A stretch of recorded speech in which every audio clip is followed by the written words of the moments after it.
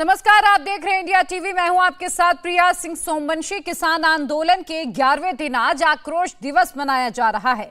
किसान आंदोलन के दौरान खनौरी बॉर्डर में जिस युवक शुभकरण सिंह की मौत की बात कही जा रही थी, उसे लेकर जमकर सियासत हो रही है। आज पंजाब सरकार ने शुभकरण के परिवार वालों को 1 करोड़ का मुआवजा और उसकी बहन को नौकरी देने का ऐलान किया।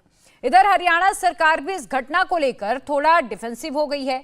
हरियाणा पुलिस ने पहले यह कहा था कि खनौरी बॉर्डर पर हिंसा में शामिल लोगों पर एनएसए लगेगा, सरकारी संपत्तियों को हुए नुकसान की भरपाई उनसे ही की जाएगी। लेकिन आज पुलिस ने किसान नेताओं पर एनएसए लगाने का फैसला पलट दिया। लेकिन अब ऐसे में सवाल यह है कि क्या किसानों का गुस्सा इससे शांत होगा या उनका आंदोलन और तेज होगा।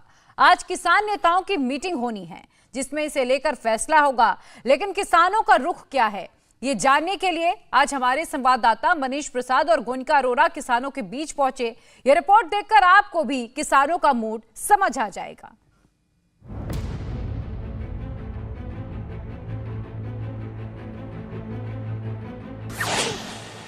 पंजाब हरियाणा बॉर्डर पर आज दिख रही है शांति। समझौते के संकेत या तूफान से पहले की खामोशी।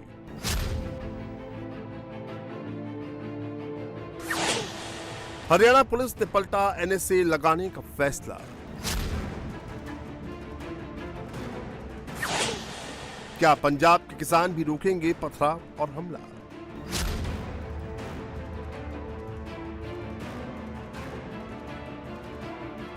किसान आंदोलन में अब क्या होगा? क्या किसान बातचीत के लिए तैयार होंगे या फिर किसान आंदोलन और उग्र होगा? ये सारे सवाल आज लोगों का मन मथ रहे हैं। खनौरी बॉर्डर पर पंजाब के किसानों और हरियाणा पुलिस के बीच हुई झड़प के बाद अब वहां शांति है। इस संघर्ष को लेकर हरियाणा पुलिस ने जो सख्त फैसला लिया था, उसे पलटना भी किसानों के गुस्से को शांत करने की वजह बना। वहीं शंभू बॉर्डर पर आज किसानों की बैठक है। यहां धरने पर बैठे किसानों ने आंदोलन में 2 दिन के ब्रेक का ऐलान किया था, जो आज खत्म हो गया। अब आगे उनकी क्या रणनीति होगी, उस पर बात करेंगे। चूंकि आज शंभू बॉर्डर पर बैठकर किसान अपनी आगे की रणनीति तैयार करने वाले हैं, इसीलिए आज सारा फोकस यहीं पर है। हालांकि 2 दिन से यहां शांति थी, लेकिन पुलिस और प्रशासन ने किसी तरह का रिस्क न लेते हुए यहां सुरक्षा के चाक चौबंद इंतजाम कर रखे हैं। हम इस समय शंभू बॉर्डर में हैं। यहाँ पर किसान और पैरामिलिट्री फोर्सेस आमने सामने है। उसकी वजह है कि किसान चाहता है कि 23 फसलों के ऊपर एमएसपी की गारंटी सरकार दे, लेकिन अभी बातचीत का दौर चल रहा है। ऐसे में अंबाला पुलिस ने ठीक इसी जगह पर 13 फरवरी को जो झड़प हुई थी, जिसके अंदर वीडियो एविडेंसेस हैं, जहां पर किसान प्रोटेस्ट करते हुए दिखाई दे रहा है। तस्वीरों में जो उपद्रव दिखा, उनके ऊपर अब नेशनल सिक्योरिटी एक्ट लगाया जा रहा है और ये भी कहा गया कि उन सभी को चिन्हित करके उनकी प्रॉपर्टी को कुर्क किया जाएगा। ये ठीक सामने ये शंभू बॉर्डर पर पैरामिलिट्री फोर्सेस के जवान यहाँ पर हैं, बुलडोजर उनके पास है, क्रेन उनके पास है और यहाँ पर धारा 144 का बोर्ड लगा हुआ है। सीआरपीएफ, उसके अलावा रैपिड एक्शन फोर्स और हरियाणा पुलिस के कुल मिलाके करीबन 2 से 2,500 जवान इसी जगह पर तैनात हैं और उनके साथ पंजाब पुलिस के जवानों की तैनाती भी है, ताकि जो किसान हैं वो दिल्ली की तरफ आगे कूच ना कर सके। वहीं कटीली तारे, साथ में जो सीमेंटेड बैरिकेड्स हैं वो लगाया गया है। दूसरी तरफ नॉन लीथल वेपन के तौर पर जो पंप एक्शन गन है, मल्टीपल शेल लॉन्चर, वज्र वाहन, इन सभी का प्रयोग यहाँ पर किया जा रहा है। इन चारों तरफ से एरिया को सिक्योर करने के लिए यहाँ पर जो सर्विलेंस कैमरा है उनकी मदद ली जा रही है, ताकि एक-एक तस्वीर यहाँ पर वीडियो के तौर पर कैप्चर हो सके। एक तरफ सरकार शंभू बॉर्डर और दूसरे बॉर्डर्स पर सुरक्षा कड़ी कर रही है, वहीं दूसरी तरफ सरकार की तरफ से किसानों को व्हाइट फ्लैग भी भेजा जा रहा है। यानी सरकार ये कह रही है कि अगर किसान अब गड़बड़ी नहीं करेंगे तो उनके खिलाफ नरमी बरती जा सकती है। अपनी इस पीस मैसेजिंग को आगे बढ़ाते हुए हरियाणा सरकार ने खनौरी बॉर्डर पर हंगामे और हिंसा में शामिल किसानों पर एनएसए यानी राष्ट्रीय सुरक्षा कानून के तहत कार्रवाई करने का फैसला वापस ले लिया। अंबाला पुलिस ने दिल्ली कूच के नाम पर बवाल करने वालों पर पहले एनएसए के तहत कार्रवाई का फैसला किया था। अंबाला पुलिस ने कहा था कि किसानों को नजरबंद किया जाएगा, उनकी संपत्ति जब्त कर नुकसान की भरपाई की जाएगी। साथ ही ऐसे किसान नेताओं के खाते भी जब्त किए जाएंगे। पुलिस ने केएमएम के सदस्य और बेक्यू शहीद भगत सिंह के अध्यक्ष अमरजीत सिंह मोहड़ी के घर नोटिस भी चिपका दिया था। लेकिन आज सुबह अंबाला पुलिस ने अपना फैसला पलट दिया। अंबाला के आईजी ने कहा कि अब किसान नेताओं पर एनएसए के तहत कार्रवाई नहीं होगी। हरियाणा पुलिस ने किसान नेताओं से शांति बनाए रखने की अपील की। इस मामले में पहले अंबाला पुलिस द्वारा विचार किया जा रहा था एनएसए के विषय में, और इसे हम लोगों ने रिकंसिडर किया है और अभी फिलहाल एनएसए की दिशा में कोई कार्रवाई नहीं चल रही है। जो तस्वीरें दिख रही हैं, क्या उन लोगों को भी चिन्हित करने के लिए आप अपील कर रहे हैं? क्योंकि सोशल मीडिया पे भी बहुत सारे फोटोज और वीडियोस वायरल हैं जो आप लोगों ने भी सोशल मीडिया पर डाला ताकि लोग आइडेंटिफाई कर सके जो कि सरकारी संपत्ति को नुकसान पहुंचा रहे होंगे। यहाँ पर जितने भी प्रदर्शनकारी हैं और नेता हैं, उनसे हरियाणा पुलिस की तरफ से मैं अपील करता हूँ कि वह कानून व्यवस्था बरकरार रखने में हमारा सहयोग करें और शांति बरकरार रखें और किसी भी तरह का दुष्प्रचार किसी भी तरफ से ना हो और शांति व्यवस्था कायम रहे, इसके लिए हम प्रयासरत हैं। इस समय हमारे 30 के ऊपर जवान घायल हैं, जिसमें एक डीएसपी रैंक के भी ऑफिसर हैं और 4 एफआईआर दर्ज हैं और फिलहाल स्थिति शांतिपूर्ण है। पुलिस ने किसानों पर एनएसए के तहत कार्रवाई करने का फैसला तो वापस ले लिया है, लेकिन साथ ही उन्हें चेतावनी दी है कि आगे से वो पुलिस पर हमला करने की कोशिश ना करें। पुलिस प्रशासन का दावा है कि किसानों की तरफ से की जा रही हिंसा में अब तक पुलिस के 30 से ज्यादा जवान घायल हुए हैं।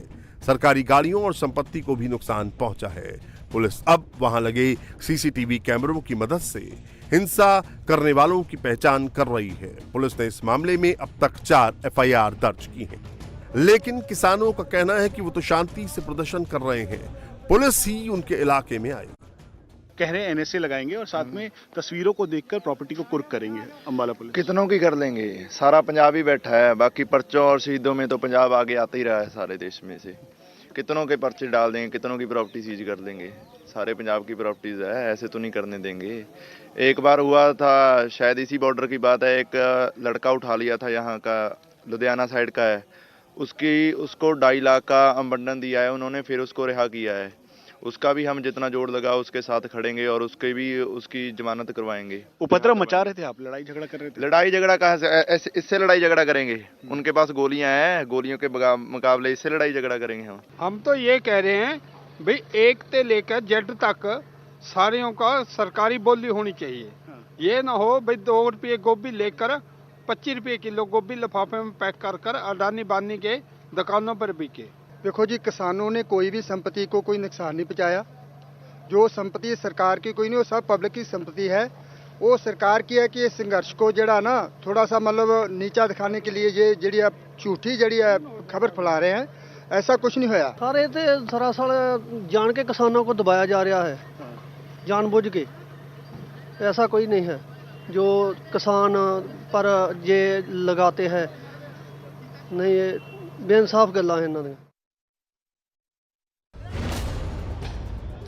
खनौरी बॉर्डर पर जिस तरह पंजाब के एक युवक की मौत की बात कही जा रही है, उसे लेकर किसानों का गुस्सा अब भी बना हुआ है। आज किसानों ने शंभू बॉर्डर समेत कई इलाकों में काले झंडे दिखाए, मुंह पर काली पट्टी बांधी, दोषी पुलिस वालों पर एक्शन की मांग की, युवक के परिवार वालों को मुआवजा देने की मांग की। काला ये बिल्कुल कपड़ा लगा रखा है मुंह पे, क्या कहना चाहेंगे? इसलिए ये कहना चाहेंगे जो हमारे एक किसान वीर की शहीदी हुई है, जो इन्होंने मार डाला, तो वो इसलिए कि मोदी साहब को इस देश में बोलने का हक है, किसी और को नहीं। इसी वजह से इन्होंने हमको रोक के रखा है कि आप दिल्ली में मत आओ, मत बोलो, जो हमने वादा खिलाफी की है उसके बारे में हमको मत बोलो। इसलिए हमने काला कपड़ा ही बांध लिया है मुंह पे, फिर हमें बोलने का देश में हक ही नहीं। कहना चाहेंगे आप इस समय के हालात में, और खासतौर पे तब जब एक दिन का विराम और बचा है, आगे जाने की बिल्कुल भी अनुमति नहीं है? अनुमति तो उन्होंने बैरिकेड लगा रखे हैं, आगे तो उसी वक्त जाएंगे जब हमारे लीडर साहबान डिबेट करेंगे और डिबेट से कुछ मसला हल होगा, तभी जाएंगे, शांतिपूर्ण हो जाए। सरकार मचा रही है, सड़कें सरकार ने रोक रखी हैं, पोक लेने लगा रखी हैं, बड़े बड़े बैरिकेड लगा रखे हैं, बड़ी बड़ी फोर्सें लगा रखी हैं। हम जो शांतमयी लोग संघर्ष कर रहे हैं उनके ऊपर अथरू गैस, गोले दागे जा रहे हैं। तो कल तो गोली मार दी हमारे नौजवान शुभकर्म को, तो उपद्रव कौन मचा रहा है? उपद्रव सरकार मचा रही है और थोप हम पे रही है। जो बोले वाले लोग अपनी हक की मांगों को लेके संघर्ष कर रहे हैं। आज किसानों की फिर बैठक होने वाली है। किसानों का अब तक का जो रुख है उसे देखते हुए ये लग रहा है कि फिलहाल तो वो समझौते के मूड में नहीं है। वो दिल्ली कूच के अपने फैसले पर डटे हुए हैं। दिल्ली कूच की नई सिरे से तैयारी की जा रही है और अगर फिर पुलिस की तरफ से उन्हें रोका गया तो उससे कैसे निपटना है इसकी भी तैयारी की जा रही है। शंभू बॉर्डर पर जब शेलिंग हुई तो उससे बचाव करने के लिए जो यहाँ पर किसान थे उन्होंने काफ़ी कोशिशें की। उसकी वजह ये थी क्योंकि आगे जाने की पूरी मनाही थी। बैरिकेड था, सीमेंटेड बैरिकेड, तारबंदी, ये सब यहाँ पर था और उसके तुरंत बाद ही ये बोरे यहाँ पर रखे गए और एक लंबी कतारों के साथ करीबन हज़ारों की संख्या में ये बोरे यहाँ पर लाए गए और फिर उसके बाद इन्हें पानी में गीला किया गया ताकि जो किसान यहाँ पर प्रोटेस्ट कर रहा है उनको चोटिल ना होना पड़े, इस बात का भी ध्यान रखा गया। और इसीलिए यहाँ पर पूरी तैयारी की गई है और पानी के कंटेनर्स जो हैं वो यहाँ पर लाकर रखे गए हैं कि जैसे ही शेल यहाँ पर गिरे उसके तुरंत बाद ही ये जो एक साथ ये बोरे दिखाई दे रहे हैं उसके तुरंत बाद यहाँ पर इसे गीला कर कर जो शेल है उसके ऊपर ढक दिया जाए और फिर जो बाकी जो गाड़ियाँ हैं, ट्रैक्टर हैं, उनके अंदर जो सामान है उसके ज़रिए जो यहाँ पर दिक्कतें लोगों को हो या मेडिकल एड या फैसिलिटी देने की बात हो वो दी जा सके और इसीलिए ये पूरी तैयारी यहाँ पर की गई है। खास बात यह है कि किसानों को भड़काने में पंजाब सरकार भी अपनी तरफ से कोई कसर नहीं छोड़ रही है। पंजाब के आंदोलनकारी किसान जिस तरह बिना किसी प्रतिरोध के हरियाणा बॉर्डर तक पहुंचे, हजारों ट्रैक्टर, जेसीबी और पॉकलेन मशीन को जिस तरह मूव किया गया, उसके बाद किसी में ये संदेह नहीं रहा कि पंजाब सरकार इन्हें बढ़ावा दे रही है, वरना वो इन्हें रोकने की कोशिश करते। अब पंजाब सरकार ने उस युवक के घर वालों की मदद करने का फैसला किया है जिसके बारे में दावा किया जा रहा है कि उसकी मौत हरियाणा पुलिस की गोली से हुई। पंजाब के सीएम भगवंत मान ने इसे लेकर ट्वीट किया है। पंजाब सरकार की तरफ से शुभकरण सिंह के परिवार को 1 करोड़ रुपए का मुआवजा दिया जाएगा। उसकी छोटी बहन को सरकारी नौकरी देने का भी फैसला किया गया है। पंजाब सरकार ने भरोसा दिलाया है कि शुभकरण सिंह की मौत के दोषियों के खिलाफ उचित कानूनी कार्रवाई की जाएगी। शुभकरण के परिवार की पंजाब सरकार ने जिस तरह मदद की है उससे किसान नेता खुश तो हैं, लेकिन किसान आंदोलन को लेकर वो पंजाब के मुख्यमंत्री भगवंत मान के रवैये से खुश नहीं है। आज किसान नेताओं ने शुभकरण के परिवार वालों से मुलाकात की। उनका कहना है कि किसान आंदोलन को लेकर मुख्यमंत्री कुछ और कहते हैं जबकि उनके अफसर कुछ और बात कहते हैं। किसान नेताओं ने यह भी आरोप लगाया कि मोदी सरकार के इशारे पर सोशल मीडिया और मीडिया से किसान आंदोलन की खबरें गायब की जा रही हैं। जिस तरह से मोदी सरकार पूरे हमारे आंदोलन के ऊपर प्रहार कर रही है, आपको मालूम होगा एक्स ट्वीट को मोदी सरकार ने हुक्म दिया भी जितनी भी पोस्टें हैं किसान आंदोलन की वो डिलीट कर ली जाए। बेशक उन्होंने कहा भी हम इंटरनेशनल लेवल पे नहीं करेंगे, देश लेवल पे जितनी भी हमारी पोस्टें थी वो डिलीट करवा दी गई हैं। दूसरा, लगभग 175 के ज्यादा जो सोशल मीडिया अकाउंट थे वो बंद करवाए गए हैं। इसके अलावा जो पंजाब के चैनल हैं आउट ऑफ स्टेट में उनकी जो ट्रांसमिशन है वो बंद कर दी गई है। जो ज्ञात हो रहा, अभी जो गुरबानी का प्रसारण जा रहा था कलकत्ता में वो भी नहीं जा रहा है, जैसे पंजाब से न्यूज आ रही है। और हरियाणा सरकार ने पहले एनएसए लगाने का निर्णय ले लिया, उसके बाद वापस गए हैं। हरियाणा में जो हमारे किसान लीडर है उनके घरों में जाके औरतों को बोला जा रहा आपको घर से उठा के ले जाएंगे। जिस तरह की दहशतगर्दी चल रही है। बात तो ये थी, हमारे मुख्यमंत्री साहब बोलते थे भी मुझे सेंटर धमकी दे रहा है कि 356 लगा देंगे, मैं आपके पक्ष में खड़ा हूं। कितनी बढ़िया बात थी, बहुत अच्छा बात है। अब हमारे मुख्यमंत्री जी खुद बोलकर भी दोषियों के खिलाफ कार्रवाई होगी और उनके जो अधिकारी हैं बोल रहे हैं भी ऐसा हो ही नहीं सकता। आज एक को गोली मारी है, अगर इस पे कोई कार्रवाई नहीं हुई कल को किसी नौजवान को फिर गोली मारेंगे। किसानों का ये आंदोलन इस बार फिलहाल पंजाब सरकार तक ही सीमित है।